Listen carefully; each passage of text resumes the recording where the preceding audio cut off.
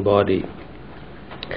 And this human body is then considered as one of the greatest blessings which has been given to you, because it provides you the instrument, the sources of energy, as you said, the thinking, the intellect, the ability to reason, the ability to see, to comprehend, acquire knowledge, gyan, and then try and get closer to God.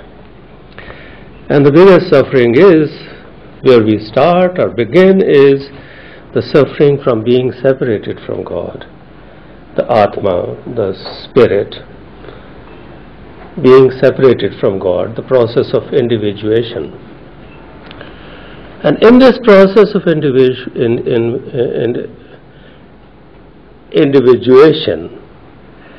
the thing that comes up as the main obstacle in our ability to reunite with the eternal spirit is the so-called home, or which, once again, I go fully with you when you say that surah has to be called surah and not a chapter, because home, I think people have tried to translate it into I amness or id or ego, or I was even impressed by the use of word khudi by Allama Iqbal, and that is the big problem, that home dheera rog hai.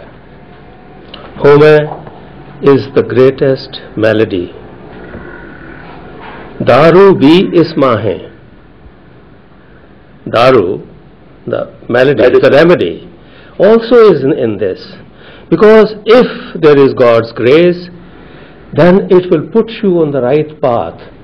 So what I was trying to figure out and understand is two aspects here. One is that how do we envisage, how do we sort of comprehend the role of the physical human body as such, and the role of our ability to make choices which has been given to us by God, in other words, human will, because that is where home comes in. So if you could elaborate on that for me. I'm thankful to you, brother, because you have given an exposition of your own, which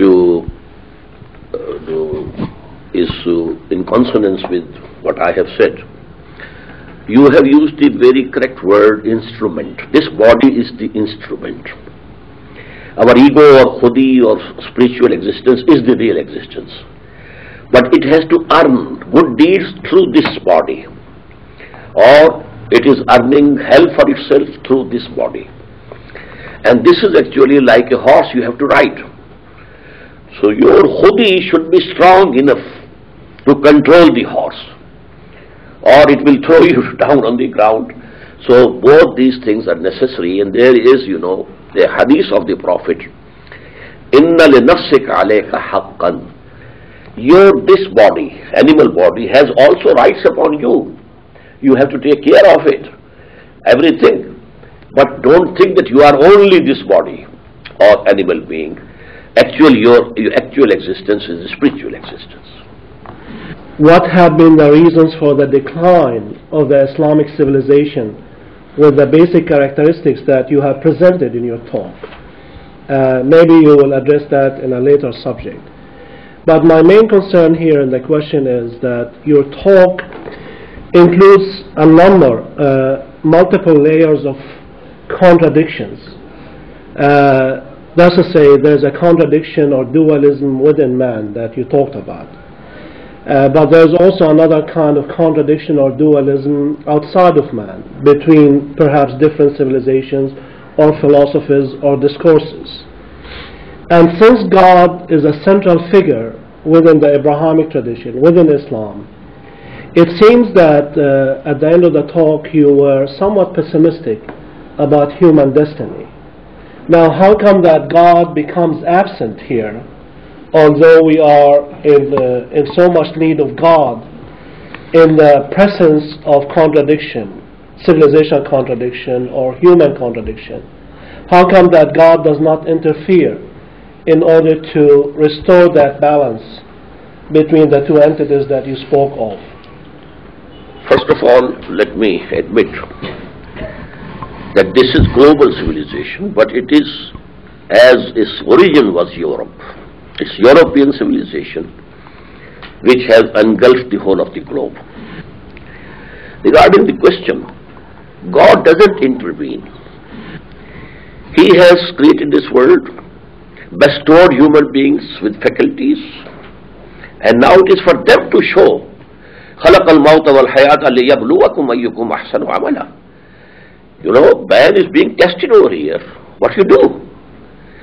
So actually this will happen, but that was not the subject of my talk. Finally, we agree, both Christians and Muslims, kingdom of heaven on earth is going to be established. It will be established. But first of all, we have to return to the basics, because this Western civilization or global civilization you are calling, it has gone deep into our own intellects, our own thinking, our own value structure. Even we are being, subject to the same influences. So Allah will make the truth rule over the whole of the world. I have a couple of questions about the second part of your presentation on human knowledge. What I found missing in your epistemology is one thing. Your assumption seems to be that ideas generate ideas. I'm talking about the right-hand knowledge of physical objects. In other words, the intellectual sphere is an autonomous sphere. What seems to me missing is the idea of the social construction of ideas. In other words, ideas themselves do not generate subsequent ideas, but philosophy and social science theories are the product of the socio-economic conditions in which they are articulated. Would you accept that position? Yes. Going to the left side, then I'll ask the other question. Actually, what I said was that this acquired knowledge, mostly it is the science, knowledge of these physical sciences and then technology, and that is the main subject today. It's the focus of human attention. But because man wanted a total knowledge also, and he needed it, how to behave in this life, and he needed some philosophy. And along with that, I should have added, and I have on that diagram, the social sciences. And you have to generate them, and you have to build them, and then you have to live by them. Yes. Going to the left side, you have one box, it calls recorded and open revelation. In Islam, I would assume that you mean that open and recorded revelation is contained in the Quran, right? Yes. Would you also include hadith? In this category, or it's in the second box? Second box, which is, but for the prophets, this is also protected. The dreams that the prophet had were revelation for him. And the inspirations. Because in Surah Shura, we have 3 forms of wahi.